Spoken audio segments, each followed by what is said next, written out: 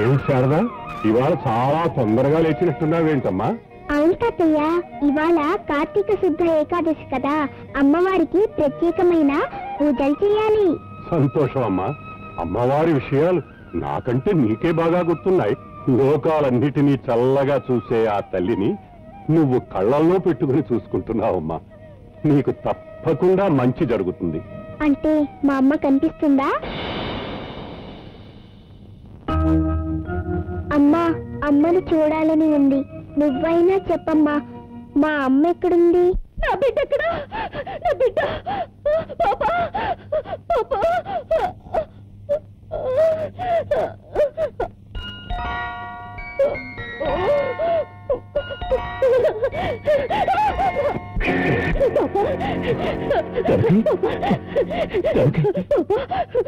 నువ్వు కనపడిపోతే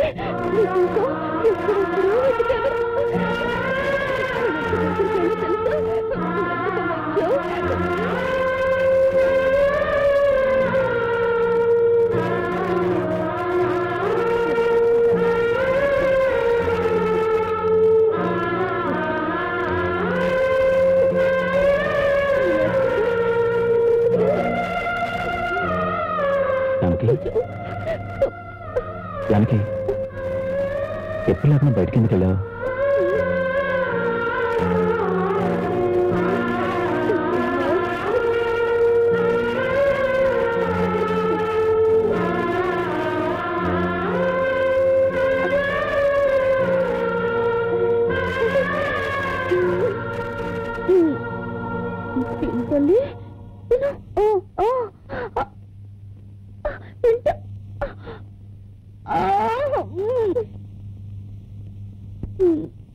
మీరెవరు?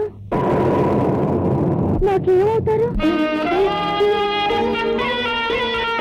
నీ కంటికి రెప్పనులే, ఇంకేమని చెప్పనులే, ఈ గుండెకు చప్పుడునే, నీలో పలి ఊపిరినే, ఇంతకన్నా ఏమి కాను, చేయి వీడలేను వేయి జన్మలను.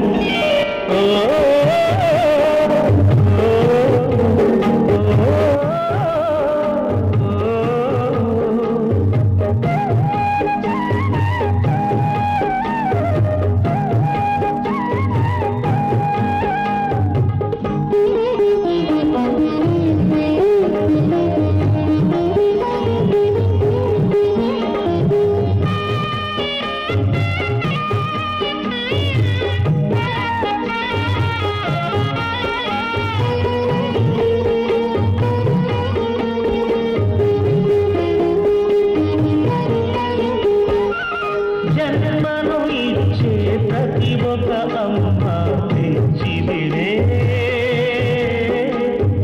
మమతను పంచి బతుకును బలిగా ఇచ్చునురే,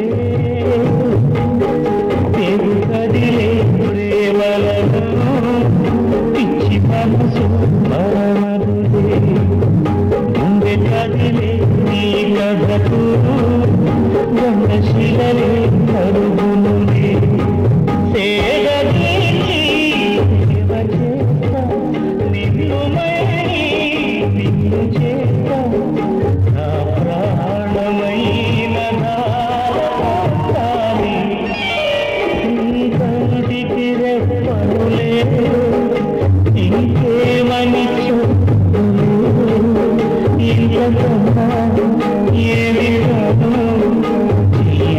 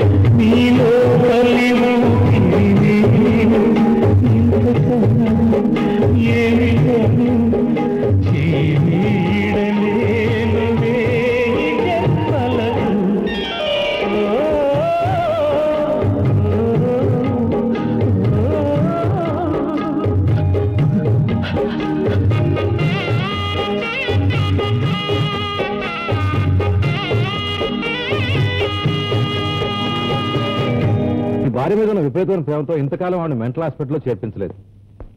ఆమె పరిస్థితి రోజు రోజుకి తీవ్రమైపోతుంది. ఇప్పుడు నువ్వు ఫారెన్ వెళ్ళాలంటున్నావు, మరి ఇంకా ఆమెను దగ్గరుండి చూసుకునేది ఎవరు? అదే నేను ఆలోచిస్తున్నాను. నువ్వు లేకపోతే మేమంతా లేవా? జానకి మంచి చెడ్డలు మేము చూసుకోమా? అమ్మా, మీరు కూడా అదే పొరపాటు చేస్తున్నారు.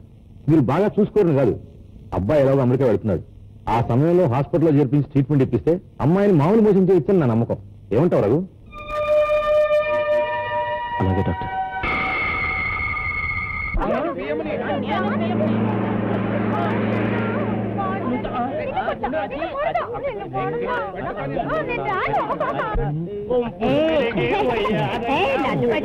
హలో మిస్టర్ రఘురామ్, రండి. ఆలస్యమైనా చాలా మంచి నిర్ణయం తీసుకున్నావు. నువ్వు అమెరికా వెళ్ళి తిరిగి వచ్చేసరికి నీ భార్యని మామూలు మోసం చేయడం నా బాధ్యత. Thank you doctor. నేను మీకు అప్పగించి వెళ్తున్నది నా భార్యని కాదు, నా ప్రాణాన్ని. అయినో నువ్వు అంతగా చెప్పాలా రఘు?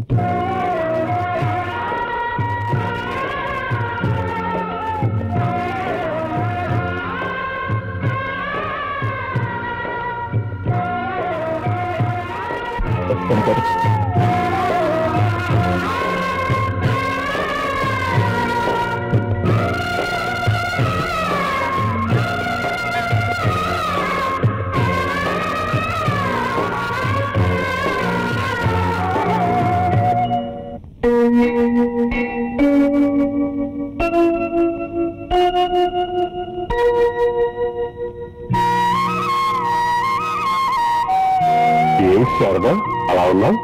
ఏం లేదు తాతయ్య, నేను ప్రశ్న అడుగుతాను, సమాధానం చెప్తారా? అడుగమ్మా. పుట్టిన ప్రతి బిడ్డకి తల్లిదండ్రులు ఉంటారు కదా? ఉంటారమ్మా. మరి నాకెందుకు లేరు? ఎందుకు లేరమ్మా?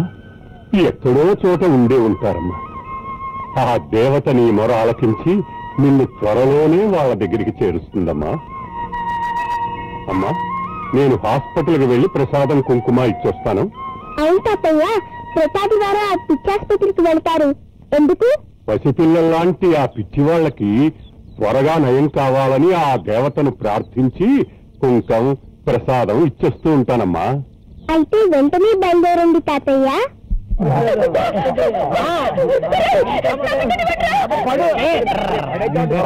కొత్తగా చేరిన పేషెంట్ పిల్లలు ఎంతో కాలం తర్వాత గర్భవతి అయితే ఆ పుట్టిన బిడ్డ పురిట్లోనే చనిపోయిందట. ఆ విషయం తెలియగానే ఈవిడికి మతి చెల్లించింది. ఈవిడ బిడ్డ చనిపోలేదని, ఎవరైనా ఓ బిడ్డను తెచ్చి ఈవిడికి ఇస్తే పిచ్చినేమవుతుందని నా నమ్మకం. కానీ ఓ పిచ్చిదానికి బిడ్డనివ్వడానికి ఎవరు ఒప్పుకుంటారు స్వామీజీ?